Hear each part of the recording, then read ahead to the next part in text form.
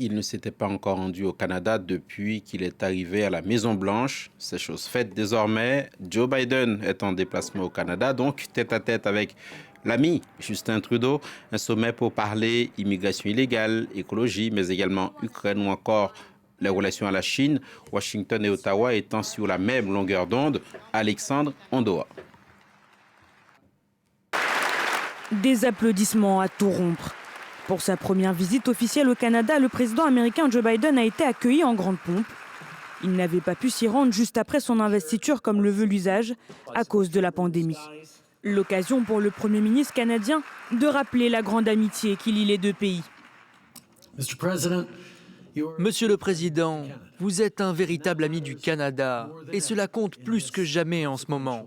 Alors continuons à travailler dur et ensemble, continuons à bâtir un avenir meilleur pour notre peuple. Une rencontre bilatérale qui aurait également permis d'aborder le sujet épineux de la question migratoire.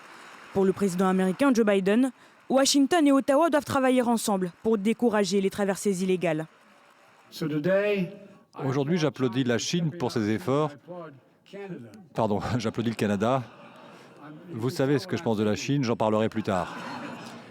J'applaudis le Canada pour ses efforts afin d'ouvrir de nouvelles voies légales pour que 15 000 migrants puissent venir au Canada depuis des pays du continent américain.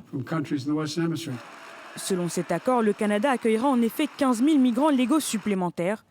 En contrepartie, le chemin Roxham devrait être fermé. L'an dernier, environ 40 000 personnes sont arrivées depuis les États-Unis au Québec par cette voie de fortune, en contournant les points d'entrée officiels. Mais la fermeture de cette voie officieuse est vivement dénoncée par les associations de défense des migrants.